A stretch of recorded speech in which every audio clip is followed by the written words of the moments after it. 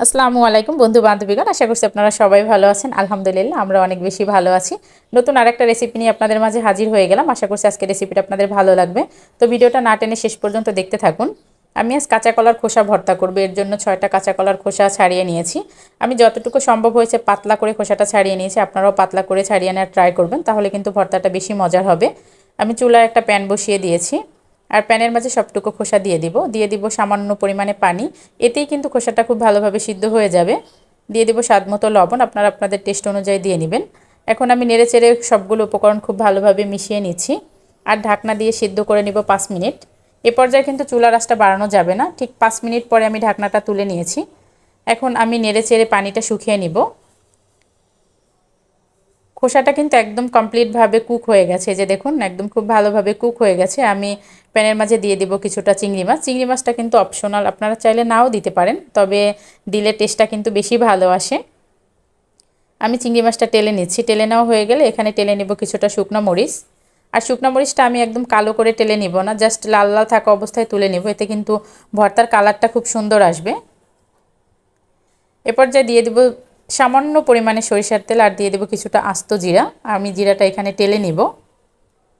চুলার আঁচটা একদম লোয়ে রেখে কিন্তু আমি জিরাগুলো টেলে নিচ্ছি, এতে করে পুড়ে যাওয়ার কোনো সম্ভাবনা থাকবে না। এ পর্যায়ে দিয়ে দেব কিছুটা পেঁয়াজ কুচি। আমি এখানে 3টার মতো পেঁয়াজ কুচি করে নিয়েছি, আর 2 কোয়া রসুন। এখন আমি এগুলোকে ভেজে নিব। যখন কালারটা চেঞ্জ হয়ে আসবে ঠিক ওই পর্যায় পর্যন্ত ভেজে নিব। আমি এখানে নিয়েছি চিংড়ি মাছ, মরিচ আর পেঁয়াজ রসুন, নিয়েছি সামান্য পরিমাণে লবণ। আমার খুব বেশি লবণ নিতে হয়নি, যেহেতু আমি খোসার সাথেও কিছুটা লবণ দিয়েছিলাম। এখন শিলপাটায় খুব ভালোভাবে মিহি করে বেটে নিব। এ পর্যায়ে বেটে নিব খোসাগুলো বেটে নেওয়া কিন্তু একটু সময় সাপেক্ষ, কারণ যেহেতু এগুলো একটু আঁশ টাইপের থাকে, তাই একটু সময় নিয়ে বেটে নিতে হবে। আমি বলবো আপনারা যারা এখন এই ভর্তাটা ট্রাই করেন নাই, একবার হলেও ট্রাই করবেন। আমি গ্যারান্টি দিয়ে বলতে পারি আপনারা এই ভর্তাটার ফ্যান হয়ে যাবেন। গরম ভাতের সাথে আমার মনে হয় না যে এর থেকে ভালো কোনো ভর্তা হতে পারে। আমার খুব পছন্দের একটা ভর্তা, আপনাদেরও ভালো লাগবে। তো আমি সবগুলো খুব ভালোভাবে মিহি করে কিন্তু বেটে নিয়েছি। এখন আরেকবার বেটে নিচ্ছি হচ্ছে সবগুলো উপকরণ খুব ভালোভাবে মিশিয়ে নেওয়ার জন্য। এই যে দেখুন বাটা হয়ে গেছে। এখন আমি একটা প্লেটে তুলে নিব। দেখছেন কালারটা কত সুন্দর লোভনীয় আসছে, দেখলেই তো খেতে মন চায়। আমি এ পর্যায়ে দিয়ে দেব কিছুটা সরিষার তেল দিয়ে মেখে নিব।